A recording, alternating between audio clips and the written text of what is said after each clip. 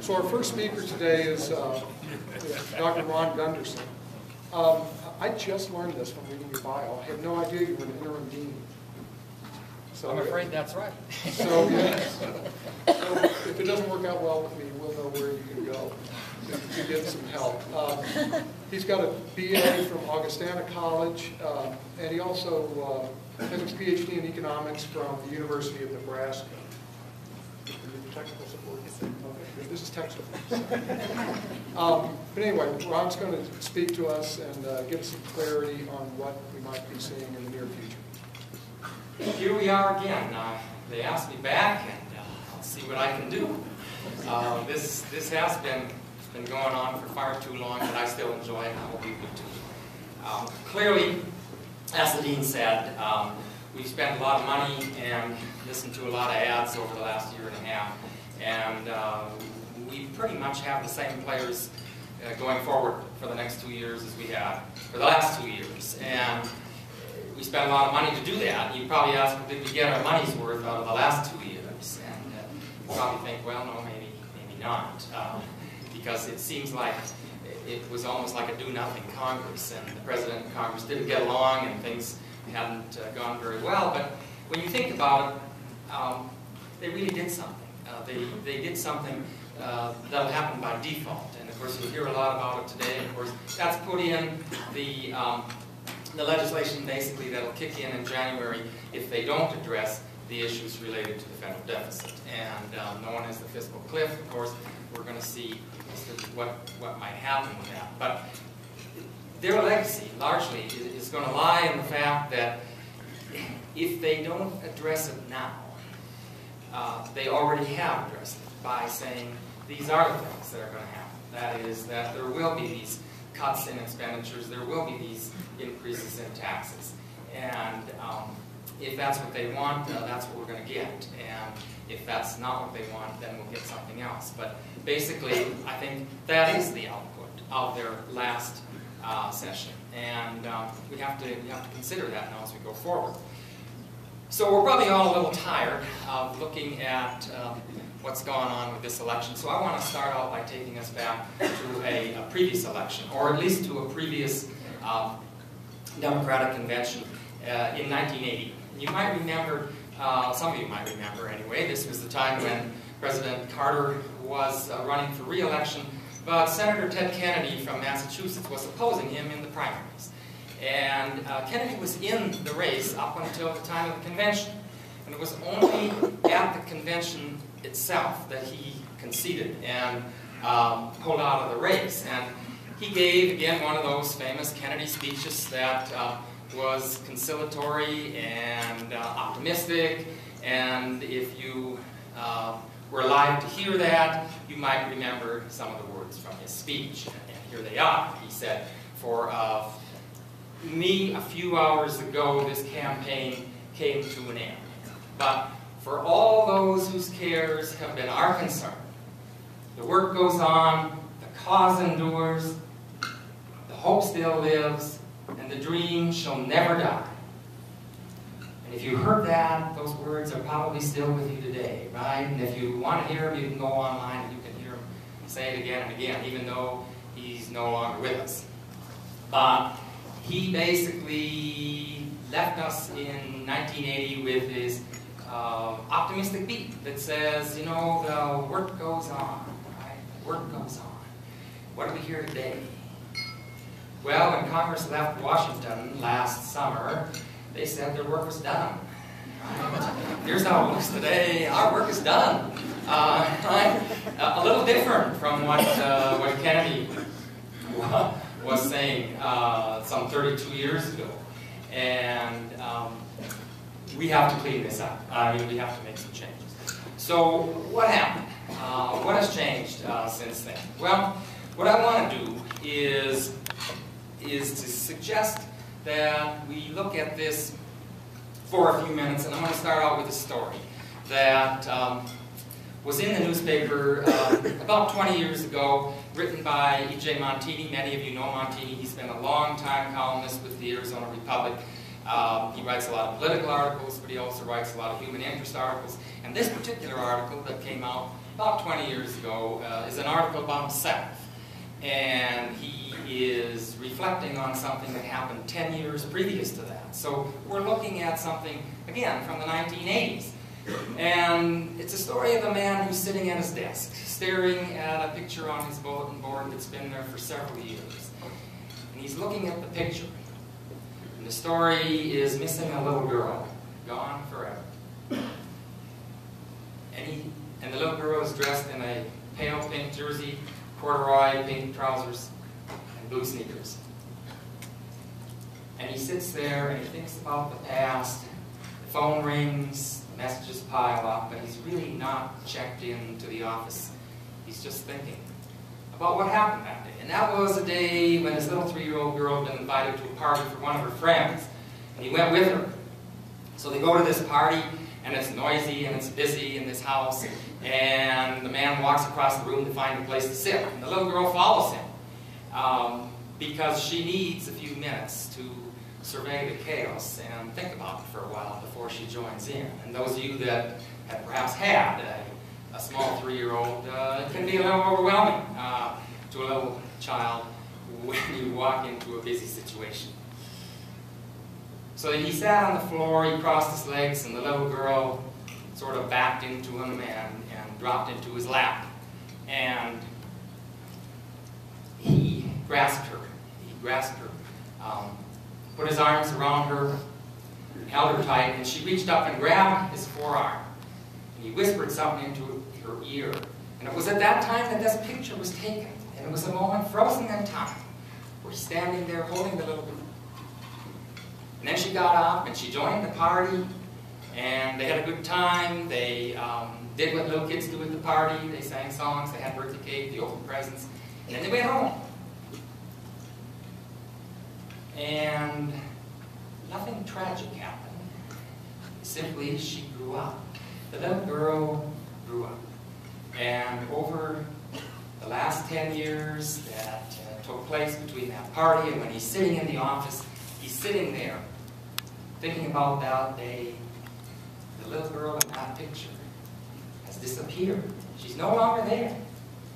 Even though she's still alive, as far as I know, she's probably a healthy, happy 30-year-old lady living somewhere here in Arizona right now. I don't know.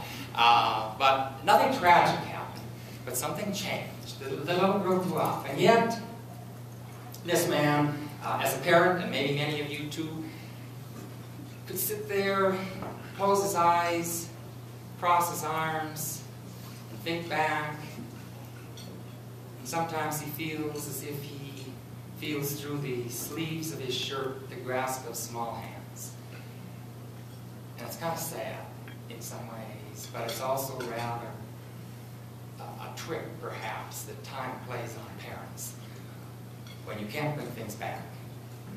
And of course, she grew up, and so has the world. And that's my story. I mean, basically, what you have is a world that has changed. I don't remember the 1940s, but I was alive toward the end. Some of you may remember, but see, it's not 1945. 1945 is when the world had just come out of World War II, and the U.S. was the only developed country whose industrial infrastructure was not destroyed by the war. It's not 1965, when we were booming in the economy and fighting the war in Vietnam at the same time. It's not 1985, when President Reagan was dealing with President Gorbachev and getting the Soviet Union to pay attention to what we were saying. All those things have changed the economy, and that has changed again the globalization that we have now, the economy that we have that has changed forever. The way we're going to look at things has changed the income, not only within this country, it's also changed the income across the world, it's changed the buying power, it's changed the purchasing power, and it is a drastic realignment of how we're going to proceed going forward. So we have some things that we have to look at, and I don't think it's the political party that is in power that is going to have to necessarily make these fundamental changes. That is, these changes are going to happen and they're going to be addressed by all of us, not just a particular party. So we have to look at it. One of the things that gets in the way, though, I think, in the last few years has been ideology. That is, it's replaced politics. And ideology is, I think, for lack of better words, it's largely saying something like, it's my way or the highway. I mean, this is what I believe, and you all need to believe it too. Whereas politics, when it works right, is more of a conciliatory approach that follows along the lines of let's talk. Let's talk. And of course, we haven't seen a lot of that in the last few years, have we? And that's part of my concern. We have to get over that. I mean, I think we have to get over that, or else what? Well, or else this. Right? Now, 5 years ago, those of you that were here remember that I brought her with me 5 years ago. No, it was on Halloween. October 2007 is when we had that conference. Some of you remember that. And within 8 weeks, we had entered into the worst recession we had in 75 years. And last night we were talking, and she said she wanted to come back. And I said, well, not really, but I said, there's one way I'll let you come back again today, and that is if we don't address this fiscal cliff, if we don't get over this ideology, we're going to have a recession, and I can guarantee you that they will address it, or we're going to be in a whole lot worse shape. Not only than we have been now, but the upcoming recession will be a whole lot worse than the one we just went through, and that's the worst that we've seen in our life. But I don't think they can afford to let that happen. I'm not going to predict a recession today. I'm saying I don't think it's going to happen, because it is so important. They can't let it happen. And that's what we're going to have to find out in the next few 60 days or so. However, there is one other concern that I do have, and that is that we do have to pay attention to the redistribution of income. And there are some other disturbing figures that have come out in the last year or two. The workers' wages in the economy have dropped to about 57.5% of the overall income. And that's about 12% below, or 1/8 below, the figure that had existed for decades. That is, typically the wage earners earn about 64% of the income. So a drop to 57% would be about a 12% percentage point drop. And that particularly stable figure was true for good times and bad times. So the fact that we've been through bad times and the level of income going to the households has dropped a lot is not necessarily something that has to happen during a recession, but it did happen now. And I think that is something that is a very big concern of economists and many others, because when you have people who don't have an income, they may not have the opportunity to get the income, and they may very well, therefore, drop out of the labor force. Their skills will erode. They will deteriorate in terms of being able to be productive citizens of society. And if you don't have jobs and you don't have income, you don't have the buying power to sustain the demand, the level of aggregate demand that's going to be necessary to pull us out of the recession. As I am a demand-side economist, I guess, where you pull yourself out of a recession on the basis of having enough income so that everyone can purchase. And when you don't have that income distributed among the people in the society where they all want to purchase, you can't pull yourself out. It ain't going to happen. So we have to make some changes along that line. I'm going to skip a few here. I'm going to go on to one more set of ideas before we look at some of the regional economy, because for the most part, we've been frustrated. I mean, economists are frustrated, and politicians, and certainly the citizens are frustrated in many ways about what we can do to move ahead, because this last recession has been going on. Well, it's not been a recession the whole time, but it's certainly been a slowdown in the growth. It's been going on for a lot longer than we wished it would be. So, is there some kind of solution? Well, when I was back in Minnesota this summer, where I go most summers, I'm reading the papers there, and the Minneapolis Star-Tribune had an article in it this past June from a guy by the name of Fred Zimmerman. And Zimmerman is a retired engineer and professor of management at St. Thomas University, and he wrote in the paper that it's math, not politics, that might get us out of this solution. He says, first of all, some observations. He said, we want to retire early and we want someone else to fund it because we don't want to save anything. He says we want more social programs, no taxes, and freedom to conduct our affairs without regulation. He indicated that we want a highly technical, modern society, but we desire to spend anything. We don't desire to spend anything on the decaying infrastructure, such as the schools and the highways and other things. We want economic adjustments to be borne by someone else. Basically, he said one party won't stop spending and the other one won't raise taxes. The way out of the financial quandary is not solved by electing anybody. The American people themselves need to change, and serious behavior modification is overdue. So here's his list of about 8 things. And I don't think it's going to be any easier than trying to lose weight. He suggests, and I don't have any better ideas, he suggests that we ought to work with more dedication and innovation. Accept more reasonable compensation. Now, I don't think he's talking about the people at the bottom, because the people at the bottom aren't making enough as it is. But in general, more reasonable compensation. Retire later. Stay healthy. Embrace political, financial regulation. Incorporate reasonable taxation. Collect the taxes we already have levied, and make meaningful investments for the future. And of course, that again is in the infrastructure of the things that we have. Yeah, I think we have to do all those things. I don't know if that would solve our problem, but that is, in effect, the solution that Zimmerman gives us. But it means we have to change. It's saying that the politicians can't do it on their own, and it's not just looking at taxes and spending. Well, we do have a lot of good news in the economy. If you look at what's been going on in the last few months, a lot of indicators have turned up. That's why, on balance, I am going to be slightly optimistic for this coming year, assuming we address the issues of the fiscal cliff. New home sales are higher, employment is increasing, retail sales are higher both at the national level and in Arizona.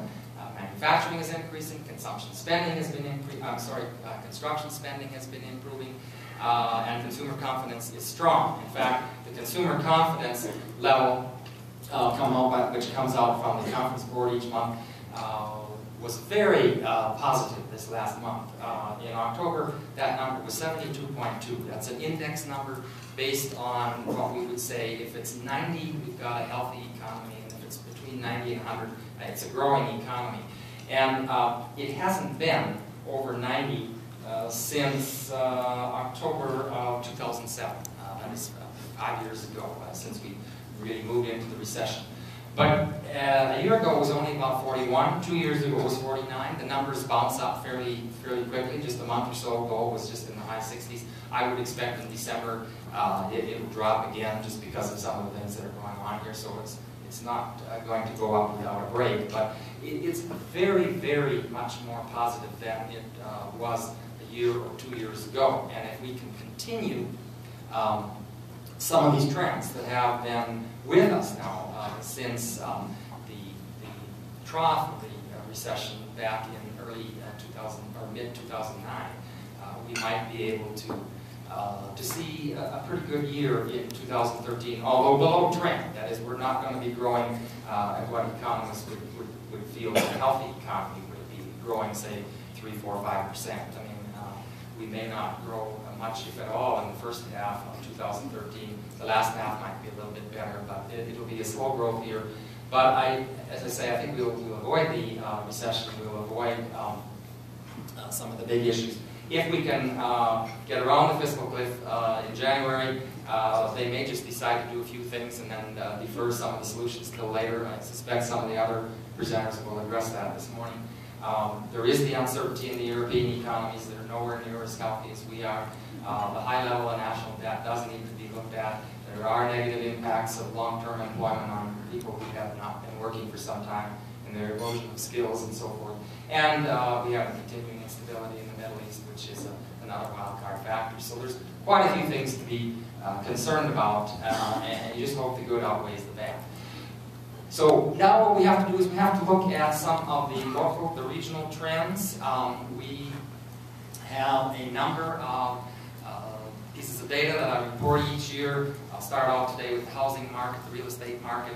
A lot of these numbers are published and discussed and brought out by different groups. Again, this year I'm using the numbers that Ann Heitman provides me from Remax Properties. Her numbers deal with the sales and the market of the entire Flagstaff area, not just within the city limits. So the numbers that I'm giving you here, if they don't match your numbers, it's probably because I've got a little broader base that I'm looking at. And as you see, that the median home price of the sales price in Flagstaff is still dropping. That is, according to these figures, the median home price was $274,000 in September. A year ago, it was $281,000. 2 years ago, it was $297,000, and at the peak of our market in Flagstaff, it was almost $400,000. So we're down, 35% yet. And that can be a good thing or a bad thing, depending on which side of the market you're on. But I'm feeling, as I think others are, is that these numbers are going to start to rise. Here's the pattern, by the way, over the last 6 years or 7 years. You can see they're dropping, but not dropping substantially anymore. But I think these numbers will rise partly because the absorption rate and the supply of houses on the market is getting rather tight. That is, if you look at the supply of homes right now in the $0 to $200,000 range, they used to sit on the market for 4.8 months. Now it's dropped to 2.8 months. The homes between $200,000 and $300,000 used to sit there for 4.4 months, and now they are down to just 2 months supply on the market. And if you look at those between $300,000 and $400,000, it's dropped from 6.9 to 5.1. And of course, that's where most of the sales are taking place in Flagstaff. We have the numbers for homes greater than $400,000, but there haven't been that many sales in those categories. So what we see is a substantial drop in the supply of homes in the market.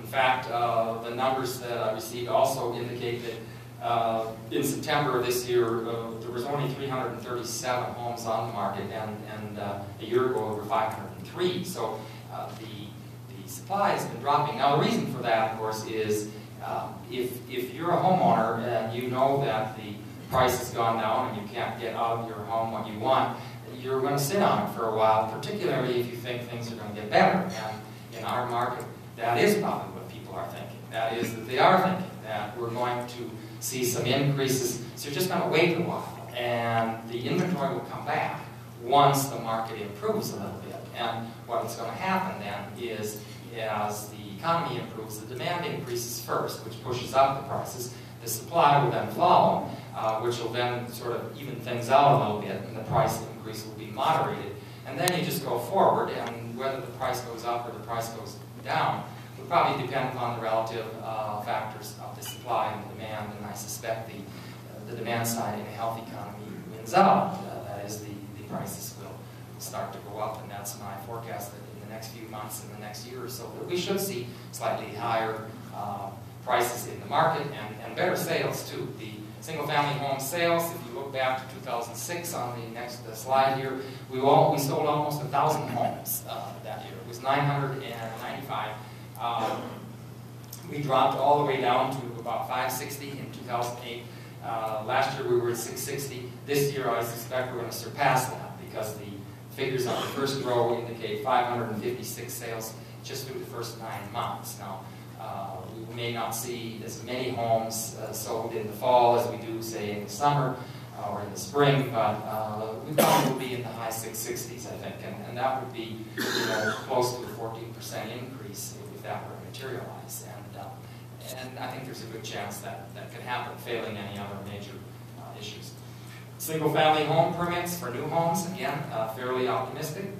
Again, prior to the decline in 2006, can you believe it? We had 417 permits that were taken out for new homes in this area. It dropped all the way down to 31 by 2009. In other words, basically just dropped to nothing. And so far this year, there's already been 122, and that's just through 10 months. be a little higher by the end of the year. And the value of those permits has also gone up to about 25 million, which is comparable to what we had in 2008. So again, I think we're seeing that coming back, and I think that trend will also continue.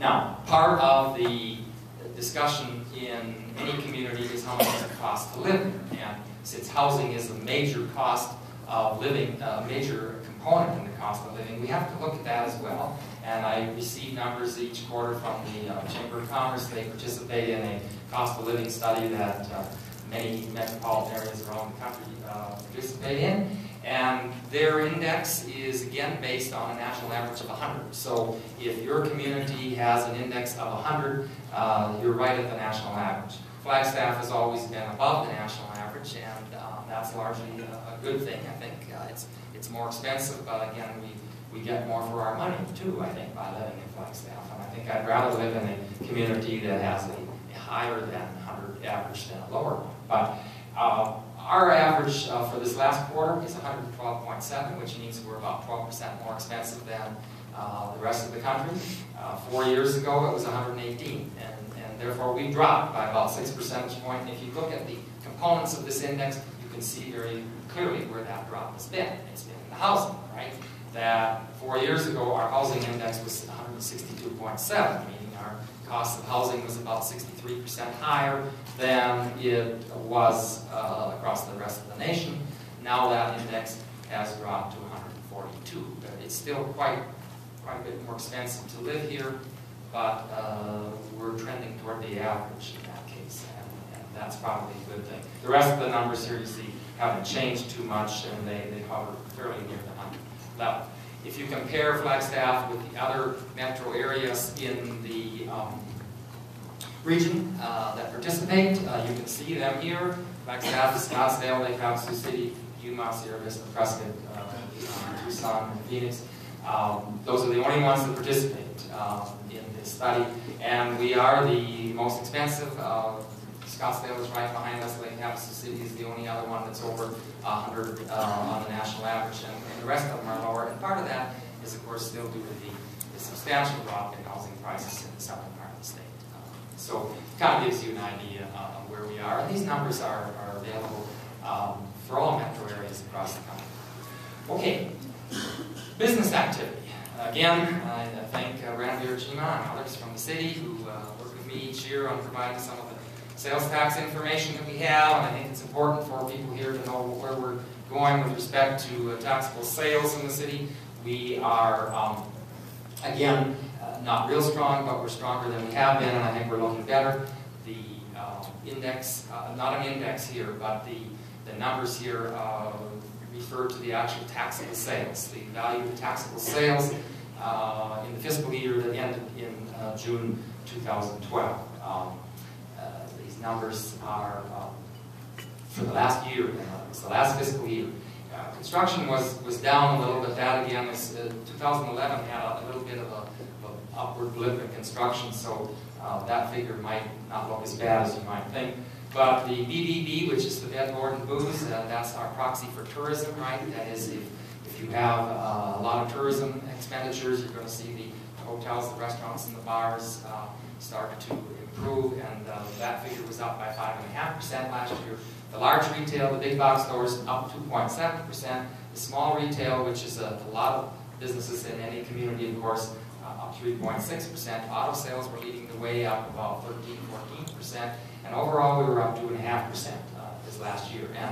And the numbers were getting stronger at the end of the year, as I'll show later on in my presentation. Also, if you look at the first month of the current year, which is all the data that has so far appeared, the second month will come out in a matter of days here, I think, and if you're local, you'll see it in the paper. But construction went up 2.1% in the month of July. These are actually now these are collections in August based upon July sales. So they went up 3.1%. Bed, board, and booze up 3%. Large retail didn't move very much. Small retail though started to pick up, and auto sales were still very healthy. And the overall increase now in that month it jumped 4.1%. Remember last year it was was 2.5%, and then prior to that, it was negative even a few years. So the activity in the local area has been increasing. I think we can see that if we look at some of the individual components again. Just look at the restaurant and bar sales. You know, for a few years there, they dropped to almost just flat, and have come back. And then the next one, if you look at the hotel and the campground or the lodging component of the BBB, same thing. Actually negative in 2009. They picked up, and I certainly expect those numbers will be a little better next year, failing any major catastrophe.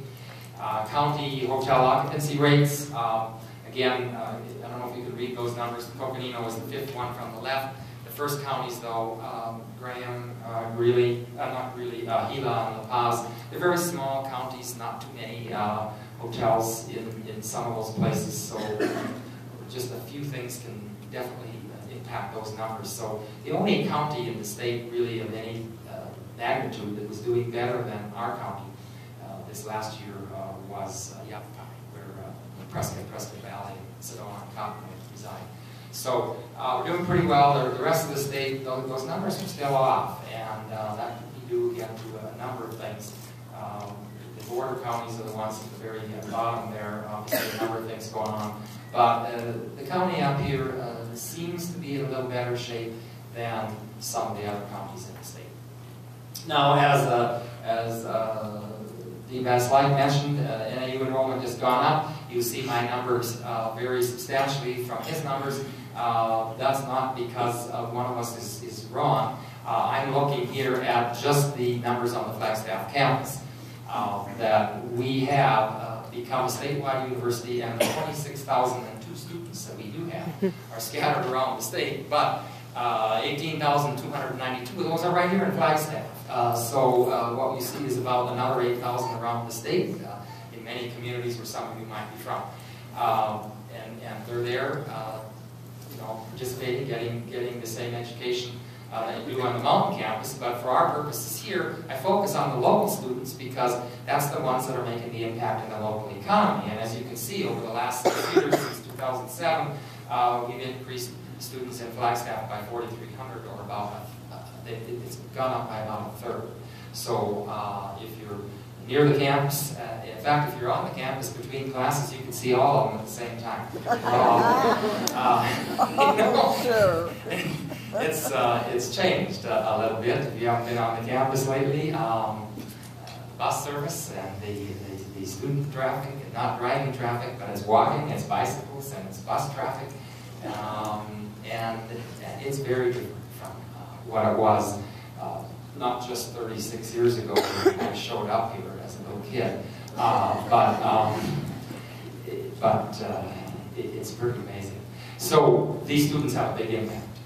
As I say, purchasing a lot of goods and services from retail stores throughout the town, increasing the demand for apartments and condos, increasing the demand for a number of other purchases, and then of course also contributing to the population, the census counts that help us with increasing the size of the population and in federal formulas. So always a good thing. Now some projections, and then I'm going to quit and let somebody else take over.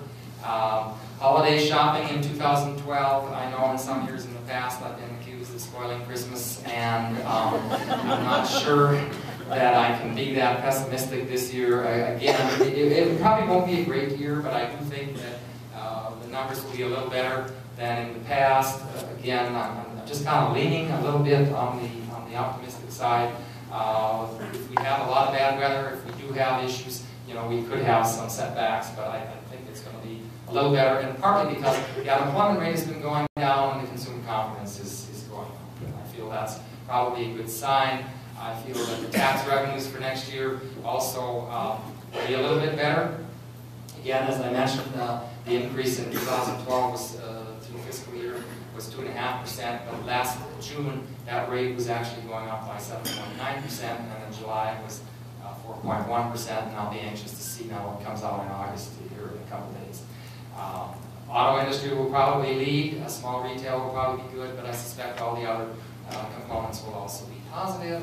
I think the construction is online to continue. Probably no major projects, or at least none that I am aware of, but there have been, of course, continuing increases in apartments, not only by the university but also by the mall.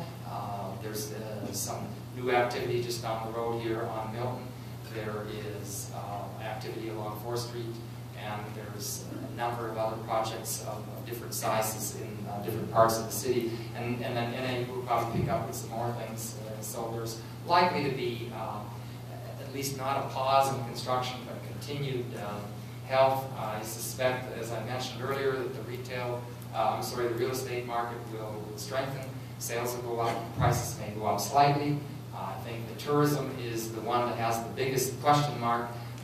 We could be doing better, but as long as there is uncertainty at the national level, as long as there is unemployment and questions about whether you can retain your job, as long as the international market is somewhat dubious, we can't expect a major push in retail, in tourism sales, but I think it'll be positive, at least not negative.